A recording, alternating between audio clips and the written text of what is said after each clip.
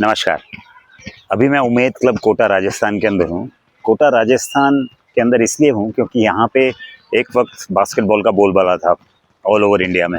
जो top players थे India के, जो फर्स्ट टाइम इंडिया जब बास्केटबॉल में क्वालिफाई हुई थी 1980 में, तो भी ज़्यादातर प्लेयर कोटा राजस्थान के ही थे। कुछ बड़े नाम हैं, हनुमान सिंह जी हो गए, खुशीराम जी हो गए, राम कुमार जी हो गए, नरूला जी हो गए, पूनिया सर हो गए, और राहुल चौधरी थे। और ये सारे लोग बिग नेम्स हैं मतलब बास्केटबॉल के अंदर, इंडिया के अंदर। और ये बास्केटबॉल में जब इतना नाम था, इतने इंटरनेशनल प्लेयर्स थे यहाँ पे, लेकिन फिर धीरे धीरे क्या हुआ कि बास्केटबॉल का स्टैंडर्ड कोटा के अंदर अब उस लेवल का नहीं रहा जिस लेवल का एक टाइम पे हुआ करता था। तो क्या रीज़न है इसके पीछे अपन जानना चाहेंगे। तो यहाँ पे एक कोचिंग सेंटर चल रहा है, अगर आप देखो तो बास्केटबॉल का ही, और इसको लीड कर रहे हैं कोच धीर सिंह। तो मैं आपको उनसे मिलवाता हूँ और अपन उनसे जानने की कोशिश करते हैं कि क्या क्या इश्यूज़ हम ग्रास रूट लेवल पे या स्क्रैच पे फेस करते हैं बच्चों को कोचिंग देते टाइम, और क्यों अब उतना नाम कोटा के अंदर बास्केटबॉल का नहीं है जो एक टाइम। यहाँ के जो कोच हैं धीर सिंह जी, जो अभी कोचिंग में पूरी तरह एंग्रॉस्ड है, उनको हम बुलाया है। तो हम उनसे जानना चाहेंगे कि क्या ऐसा रीज़न है, क्या चैलेंजेस वो फेस करते हैं यहाँ पे कोचिंग देने के अंदर। हेलो धीर सिंह, क्या हाल है? अच्छा, मैंने इसलिए बुलाया यहाँ पे कि मैं जानना चाहता हूँ कि एक वक्त था जब बास्केटबॉल के अंदर इतना अच्छा स्टैंडर्ड था कोटा के अंदर, और कंपैरेटिवली देखा जाए तो थोड़ा लो आया है। और क्या क्या चैलेंजेस आप फेस करते हैं एज अ कोच यहाँ पे बच्चों को सिखाते टाइम, तो थोड़ा बहुत ये हम जानना चाहेंगे कि और क्या स्टेप्स ले सकते हैं बाद में कि जिससे अपन फिर उसी स्टैंडर्ड से बास्केटबॉल को ले जाएं। Physical ability of the students with time, जो ओवरऑल कंफर्ट्स इन लाइफ बढ़ गए हैं, तो उससे the physical ability has deteriorated, it has come down, तो that is a major challenge. The present child is more in the introvert side, it is more towards mobile, तो extrovert activities ही कम हो गई हैं. ठीक है. सेकेंड थिंग, स्टूडेंट्स जो हैं confuse state में हैं कि whether to go for sports और whether not to go for sports. ठीक है. Because is sports is having a career or not? It is a confused state in the mind of the parents as well as the children's. ठीक है. Kota is famous for the coaching industry, so the coaching people are catching the student right from class 5th.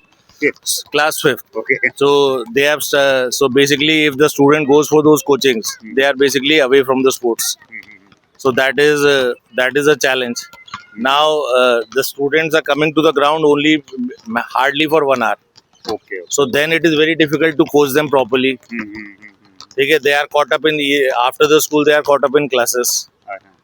Okay, then they can come here only for 1 hour. Okay. Then what we can teach them? Then another thing is that earlier there were so many that job opportunities were there. Earlier railway was recruiting. Okay, there was Shriram Rayons who was recruiting.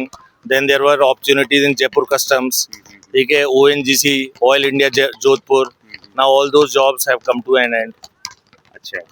So that's why finally we are unable to push the students towards the sports.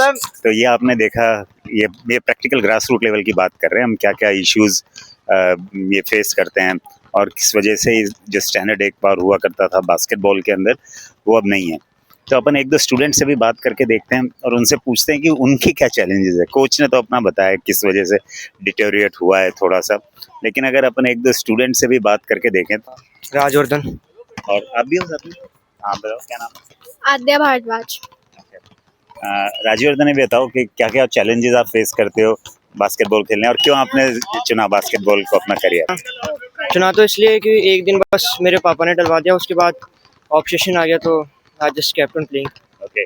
और corruption, mostly corruption है India में, जो challenges face करने के लिए होता है. What आपने ऐसा क्यों फील किया अभी? स्पोर्ट्स में इतना डेवलपमेंट नहीं कर रहा है, ना ही इंफ्रास्ट्रक्चर है इंडिया में, ना ही सपोर्ट है. फिर भी प्लेयर्स जो खेलते हैं वो फिर भी बिना सपोर्ट के खेल रहे हैं. अभी तुम कौन से क्लास में? अभी I am in 10th. You are in 10th in this school?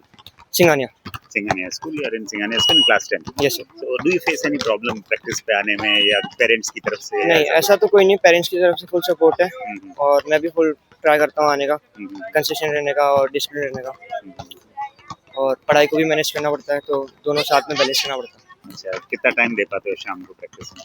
शाम को 2.5 से 3 घंटे, और सुबह भी रहती है तो सुबह भी 1.5 to 2 आवर्स। आगे क्या एम है आपका, अगर क्या स्पोर्ट्स में एक्सेल करना चाहते हो? बास्केटबॉल स्पोर्ट्स में एक्सेल करना है, ट्राई तो फुल है एक्सेल कर पाऊँ नेशनल टीम, और इंडिया के बाहर बहुत सारे सर्बिया या यूएसए में बहुत सारे अपॉर्चुनिटीज़ है इंडिया के प्लेयर्स के लिए, तो वहाँ पे भी ट्राई करना है। अच्छा, यस सर। ठीक है। क्या नाम है आपका? आद्या भारद्वाज। आर्य, तुम क्या कौन से स्कूल में हो, कौन सी क्लास में हो? मैं अभी 12th क्लास में हूँ and I am in DDPS school. English school? DDPS। Okay, DDPS। और यहाँ कितने टाइम से खेल रही हो? यहाँ पे मुझे 2 से 3 साल हो गए। 2 से 3 साल हो गए। और क्या एम है आपका आगे इसमें? एम तो यही है कि बास्केटबॉल में काफ़ी इंटरेस्ट है, लेकिन वही है कि आगे भी कंटिन्यू ही रखेंगे बास्केटबॉल खेलना। अच्छा, कितना टाइम दे लेती हो यहाँ पर शाम को? यहाँ पे 2 घंटा लगभग। पेरेंट्स का सपोर्ट है? हाँ पेरेंट्स सपोर्ट करते हैं? हाँ स्कूल वगैरह? अगर हाँ, आप पढ़ाई खेलने के जाएं साथ तो साथ स्पोर्ट्स भी ज़रूरी है, तो इसलिए स्पोर्ट्स भी। स्कूल से सपोर्ट मिलता है, मतलब हाँ, खेलने जाते हैं तो हाँ। अटेंडेंस वगैरह में कोई इशू तो नहीं आता? नहीं, बिल्कुल सपोर्ट है। ठीक है, थैंक यू सो मच। मैं बताऊंगा कि अगर तुम फॉरेन खेलना चाहते हो, अब्रॉड खेलना चाहते हो, तो ऐसी कई कंट्रीज हैं जो 100% स्कॉलरशिप देती है, इंक्लूडिंग योर पॉकेट मनी। तो इरेस्मस मुंडस स्कॉलरशिप है यूरोप के अंदर। अगर आप जैसे सर्बिया बता रहे हो तो इट्स ऑन द बॉर्डर, और हाँ, तो वो लोग वहाँ पे इरेस्मस मुंडस आप सर्च करना, और अगर आप सर्च करोगे तो आपको उसमें पता चलेगा कि आपको ना ही सिर्फ फ्लाइट टिकट पर मंथली स्टाइपेंड, 100% ट्यूशन फीस माफ। तो इस तरीके से बहुत सारी स्कॉलरशिप है। तो जब भी आप, मैं ये वीडियो को अपलोड करूँगा ना, तो आप लोग उसके जब जाके देखेंगे, उसमें एक प्लेलिस्ट है जिसमें ये लिखा है स्टडी अब्रॉड। तो if you want to improve your sport, it's absolutely free of cost. लोग ये दुकानें खोल के रखते हैं, कोचिंग सेंटर्स और इधर उधर पैसे लेने के लिए। ऐसा स्पोर्ट्स में बिल्कुल नहीं होता। आई माई सेल्फ अ स्पोर्ट्समैन, ये इंट्रोडक्शन देंगे। तो मैं इसीलिए सबको पहुंचाना चाह रहा हूँ ताकि ऑल ओवर इंडिया में हम दोबारा रिटेन कर सकें अपना स्पोर्टिंग। ठीक है, थैंक यू सो मच। या, प्लेजर, थैंक यू।